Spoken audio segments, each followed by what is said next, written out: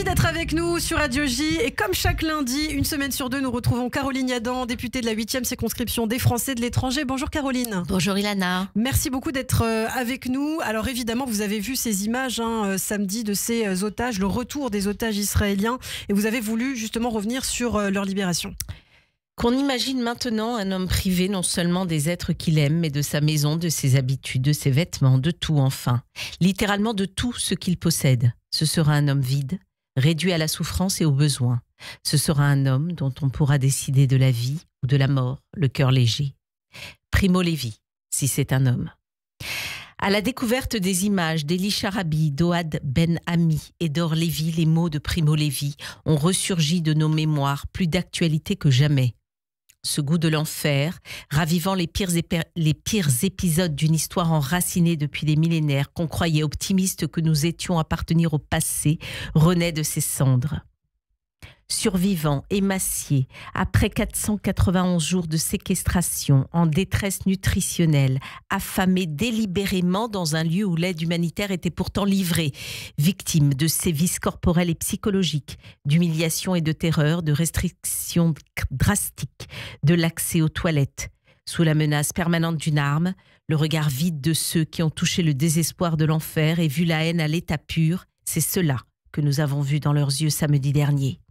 Il aura fallu attendre 491 jours interminables pour que ces survivants des tunnels retrouvent leur liberté. Leur liberté kidnappée dans des kibboutz de paix sur des pistes de danse à ciel ouvert à l'aube de la journée sanglante du 7 octobre 2023, marquée à tout jamais du sceau de l'infamie et de la disparition de toute humanité. Leur liberté confisquée par des monstres pétris de haine, endoctrinés depuis le berceau à mettre en œuvre, conformément à leur charte, leur pulsion génocidaire.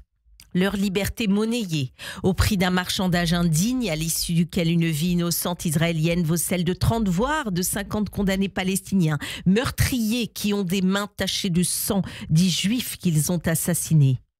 Leur liberté exhibée dans une macabre mise en scène qui promet d'autres 7 octobre, où l'indécence des hommes aux bandeaux verts, aux costumes flambant neufs que d'aucuns osent qualifier de résistants, se mêle au sordide, face à une foule hystérisée dopée par la haine grâce à la complicité, ou devrais-je dire la duplicité de la Croix-Rouge, serrant la main des terroristes. La participation active du Comité international de la Croix-Rouge, qui est censé, faut-il le rappeler Ilana, fournir protection et assistance aux victimes de conflits armés. Sa participation à cette mise en scène dégradante, la poignée de main de son représentant avec ses nouveaux nazis, devrait provoquer la nausée aux humanistes du monde entier. Après avoir refusé de visiter les otages et de leur livrer des médicaments, la Croix-Rouge devra un jour répondre de ses errements. Mais la guerre est par nature aussi, Caroline, toujours meurtrière.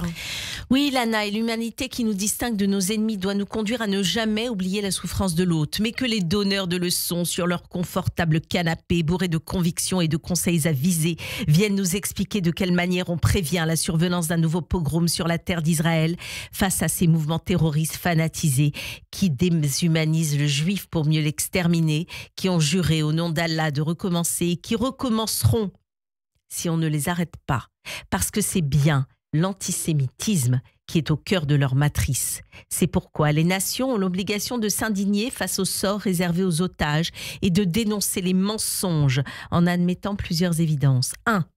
Israël est le seul pays démocratique d'une région qui refuse dans sa majorité de reconnaître son existence et qui a juré sa destruction. 2. Israël n'a commis aucun génocide, mais a répondu militairement à des crimes cruels et racistes de manière légitime, comme l'a fait la France à Mossoul et à Raqqa après les attentats du Bataclan. 3. Le Hamas a choisi de sacrifier son propre peuple pour mieux vomir sa propagande à travers le monde au nom des droits humains. 4. La stabilité dans la région devra nécessairement passer par l'exclusion définitive du Hamas et l'arrestation de tous ses dirigeants. 5. L'avenir de Gaza devra se penser sans l'éducation à la haine des Juifs, sans la récompense financière du terrorisme et sans le détournement de l'aide humanitaire qui a servi à la construction de tunnels et à l'achat d'armements, grâce notamment à la complicité de l'UNRWA. Quand on trouve des excuses au sadisme, il n'y a plus de limite à la cruauté humaine. Le moment est venu de soutenir plus que jamais l'État hébreu pour éviter que le monde occidental ne bascule de par la conjuration des lâches et l'incohérence de ses dirigeants. Du courage à venir des pleutres d'hier dépend la réconciliation des peuples et la paix de demain. Celui qui oublie son passé est condamné à le revivre, nous rappelait Elie Wiesel. Nous ne revivrons pas notre passé. Nous le combattrons au présent, aux côtés de nos soutiens qui sont plus nombreux qu'on ne le croit, pour que la vie que nous chérissons soit le symbole d'une victoire du peuple juif et de l'humanité tout entière. Merci beaucoup Caroline Yadan, merci pour ces paroles fortes ce matin. On vous retrouve évidemment régulièrement sur Radio J et en podcast et sur notre chaîne YouTube. N'hésitez pas à jeter un œil. Merci, à très bientôt. Merci Lana.